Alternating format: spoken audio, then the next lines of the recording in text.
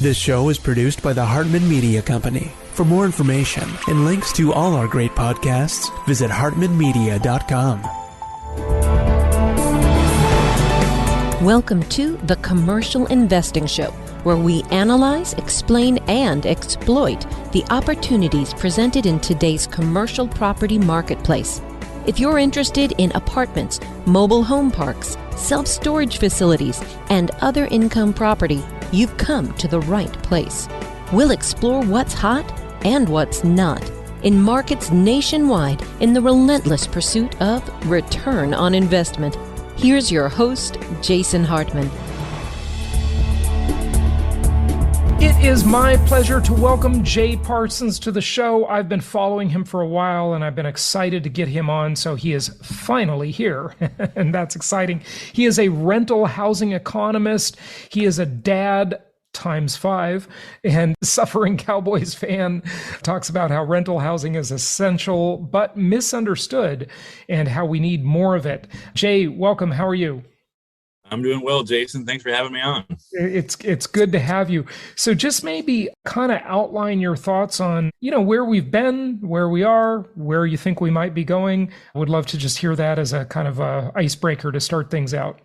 Yeah, well, it's been the story of the roller coaster. I think everyone's tired of that analogy, but it's been true. Even COVID hits, everything shuts down for a few months, second half of the year, really summer of that year.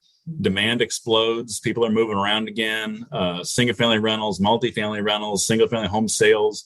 That leads up to 2021. We never saw any demand for rentals like that year. And that's really when peak rent growth was, 2021, early 2022.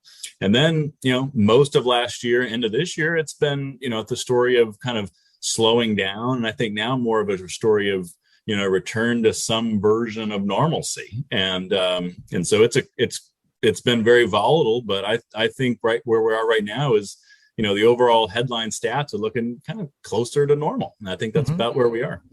So when you talk about rent growth, for many, many years, I've been counseling our clients and our audience year in and year out, try and raise your rents about 4% annually.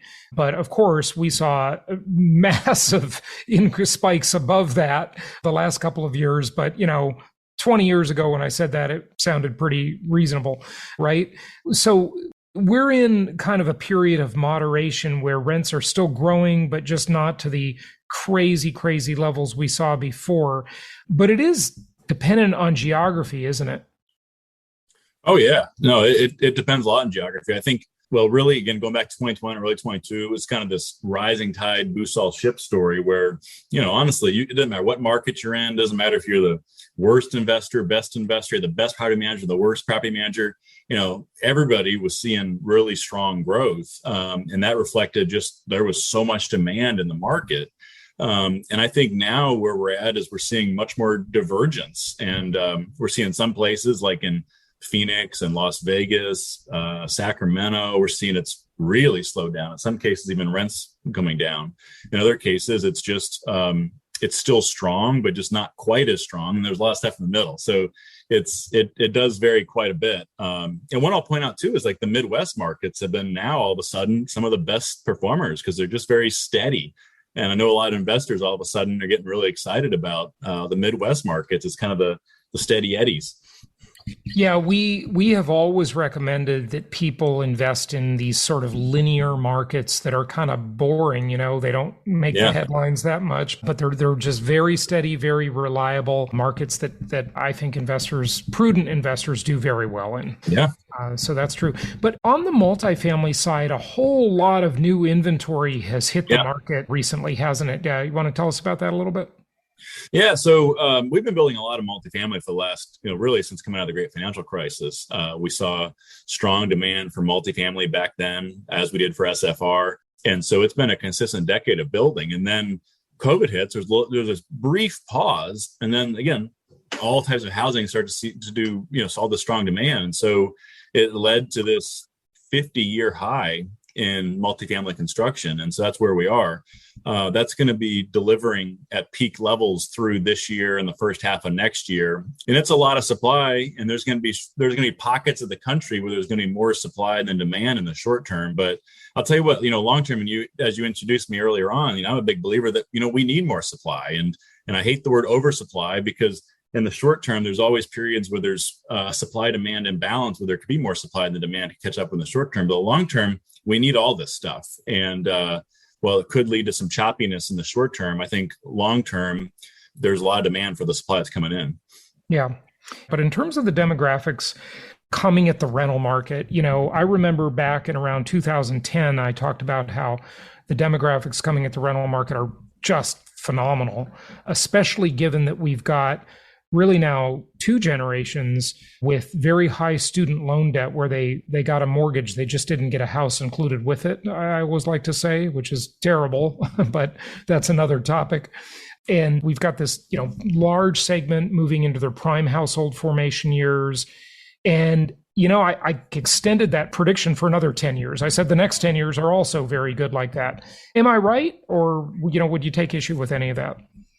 No, I think you're right. I think the demographics are a big story of how this is played, the housing market's played out these last couple of cycles. I mean, even you're going back to the great financial crisis period, kind of building upon your point here, is even absent all of the issues that happened in single family home sales market, like you had a demographic problem, which were that, the baby boomers had already, were in homes. And then the Gen X population was the next generation of buyers, but they were half the size of the boomers. And now you look at the rental market, and I think there's good tailwinds for both SFR and for multifamily, because you have, aging millennials who are now in the single family market, whether they're buyers or renters. And then, there's some, kind of macro forces. We're seeing more renting, even though the homeownership rate continues to go up, ironically. But on the flip side, you still have, unlike the Gen Xers, millennials being followed by another large generation with Gen Z. And so, everybody in real estate is big fans of like either ors and like, this versus that. But truly, I think it's, these sectors tend to more or less ride the same waves. And I think we're in a cycle, you take out the current noise, the economy and supply, everything. I mean, the demand tailwinds are strong for all of these sectors over the next decade, I think. Yeah. So, the only thing that really gets built in the apartment world is sort of, by definition, it's all Class A, right? Yeah. I mean, how do we reconcile that? I mean, are workforce people ever going to have housing, or is it all going to be from the 70s or 80s? We just can't seem to deliver affordable housing in this country. Yeah, no, you're 100% right. And this is something I'm very passionate about. And anybody who follows what I post on LinkedIn and Twitter will see this topic a lot. And, the short version is that it's very hard to build workforce and affordable housing in our country. And even those terms are not universally defined. There's affordable big A, which is like subsidized affordable, and there's workforce, which can mean a lot of different things. But most of what gets built today, whether it's built to rent single family or it's traditional apartments, they're being built for 6-figure income households. The typical household renting a new apartment built in the last decade is making more than $112,000 a year, with roommates. And that's not the median household, right? So the problem, though, I'll tell you, is I talk to a lot of investors and developers, and I will. Not everybody believes this, but it's the absolute truth. So many developers out there, they want to build affordable and workforce housing. The problem is that it's easier said than done. The cost of land, the cost of labor, cost of materials, all of these things have seen an inflationary run up these last few years. Everything's expensive, and you'll never meet a land seller who says, "Hey, Jason, you want to build affordable housing? Great. I'm going to cut my land price in half for you." And the builder says, "Oh, Jason, you're building affordable housing? Let me charge you half the price for lumber and concrete and steel and appliances." And the workers obviously aren't discounting you for their time and expertise either. And so really... Well, by the way, before you go on, let me add a couple more to that. You never saw any neighbors in an area who have the NIMBY syndrome who said, "You want to build affordable housing? Sure, we need more of that. Build it right next to me." You never saw that. And you never saw a local government give you any breaks on your building codes and your restrictions and how you got to have 1,700 safety features in your house and, material specs and all this kind of stuff.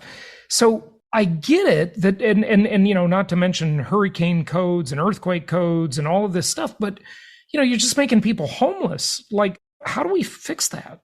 Yeah, no, you're right. And part of there's a mismatch between like what everyone's ideals are, and this is what NIMBYism is all about, right? It's like, yeah, we need to have more affordable housing, but just not here.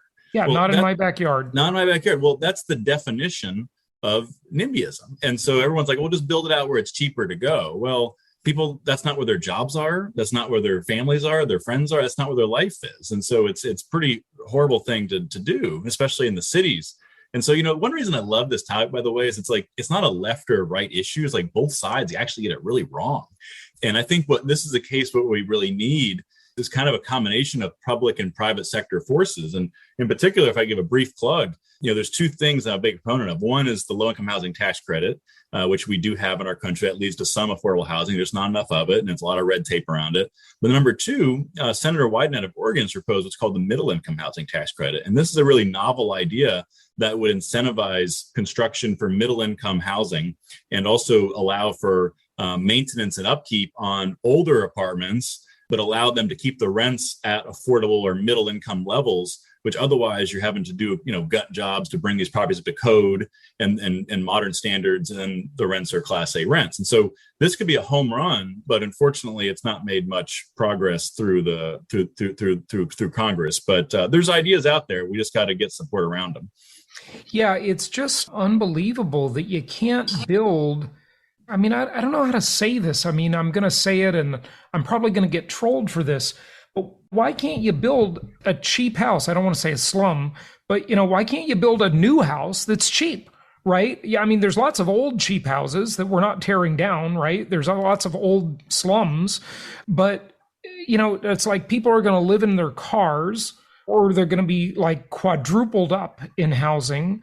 It's just a kind of a ridiculous sort of situation we're in. It's kind of like a game of chicken, where you go first. Nobody can do it. Yeah, it's bad. And I'll tell you, like in Los Angeles, there was an article recently said it costs about $1 million to build one affordable housing unit.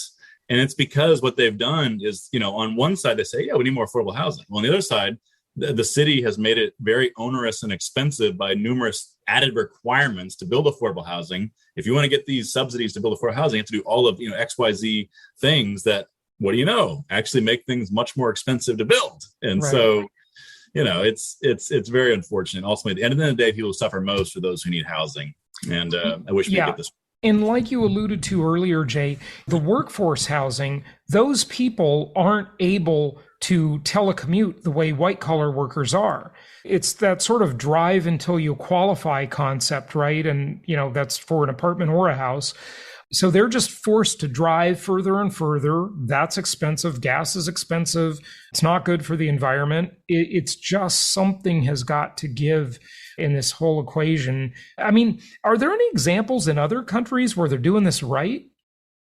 No, I mean, that's a good question, but the answer is not really. I think there's, a lot of in Europe, for instance, is oftentimes singled out, but, a lot of the, housing there is even more problematic. And, you see a lot of rent control policies where it's leading to corruption. Like in, one I think is really sad is like in Sweden, there's something like 5% of the entire population is on a waiting list for a rental unit. And what's happening is people get to the top of the line and then they lease out these units for, 20 times the official rent and are kind of created a black market. Now, I will single out one. It's actually in your state of Florida recently passed a bill with bipartisan support that created hundreds of millions of dollars for low and middle income housing, which, by the way, with some additional requirements, including a ban of rent control at every local level, knowing that would actually constrict supply more. And that's actually more funding for low and middle income housing than even Congress passed. And there's incremental new funding in the last Congress. So I think that's probably the best example right now. Jay, it's funny how the human mind sort of thinks in this kind of linear way sometimes. And I've heard this so many times over the years, whether it comes to rent or buyers being able to buy houses, right? Either side. The idea that incomes aren't increasing as fast as rents are increasing or mortgage payments are increasing. So people won't be able to afford to buy or rent, and that'll crash the market. But what people just fail to understand about that is that they kind of assume it's the same buyer or renter. Yes. And yeah, I think you're catching right on to what I'm about to say, because what it is the standard of living just declining, where it's a person that could formerly afford more, accepting less because prices have gone up, rents or purchase prices. And people are just kind of like sadly moving down the socioeconomic ladder. What are your thoughts about that? Yeah, no, I think it's a complicated issue, but I was nodding because I think it was last year I was quoted in an article in the New York Times making that comment, which is that rents can only rise as much as incomes do, but it was sort of cut off right there, and I kind of got roasted for that. People taking my comment out of context, and really, I think in a kind of twisted sort of way to try to make a point. And the reality is is that there's natural controls on affordability that are actually for everyone's benefit, both for rentals and for home purchase. Like lenders are not by giving mortgages to people who can't afford the mortgage. In the same way, property managers, whether you're mom and pop, a mid-size or institutional, they're using some sort of screening to make sure that you could afford the rent. And that barrier is typically about 30% of income on rent. And so what's happening is that as homes and rents get more expensive, it is still affordable, but only to those who are living there, right? And so we see is that there's kind of a natural filtering effect where if you look at what we see in apartment data, for instance, is incomes have gone up dramatically along with rents. And so the rent income ratio has been consistently in a low to mid 20% range. However, we also know a lot of people are not able to afford those rents anymore because or are not qualified because of where rents are going. Same thing with home prices. So again, the real challenge is actually not those who are living in market rate apartments or buying houses. The problem is those who are not even in the market. And that's why we've got to find ways to create more programs to allow, whether it's vouchers or tax credits or whatever, we've got to find ways that increase the supply of affordable and middle income homes. Yeah, the big trick there, though, is like even saying that incomes have been consistent with rents, right? That doesn't mean it's the same person. It doesn't mean it's the same tenant, right? I mean, we do see it get out of whack.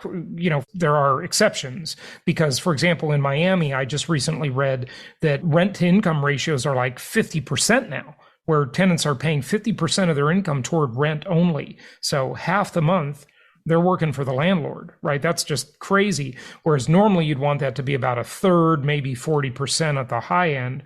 But sometimes it's getting way out of whack to where it's literally half their income. But landlords will generally not exceed certain ratios, hopefully, right? So they won't let the tenant rent the house, or a lender won't lend to a buyer who wants to buy a house they can't afford, hopefully, right? It does get out of whack, as we all know. It certainly happened during the Great Recession or leading up to it. But it's not the same person, right? It's a different tenant. And that's the thing that I think it's hard to study that.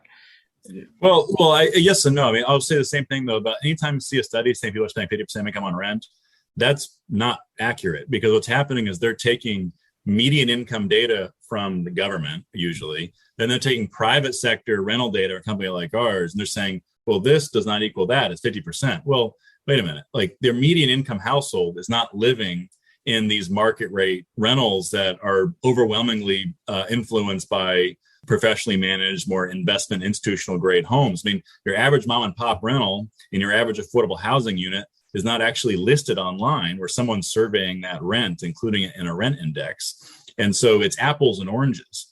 And so I think what you have to be able to do is you don't track incomes at the time of renewal, but you can look at two things. One, you can actually, this is what we do. I think a lot of larger property managers, you want to look, and small ones, you want to look at what's the rent income for actual households in your communities that for the time of lease signing.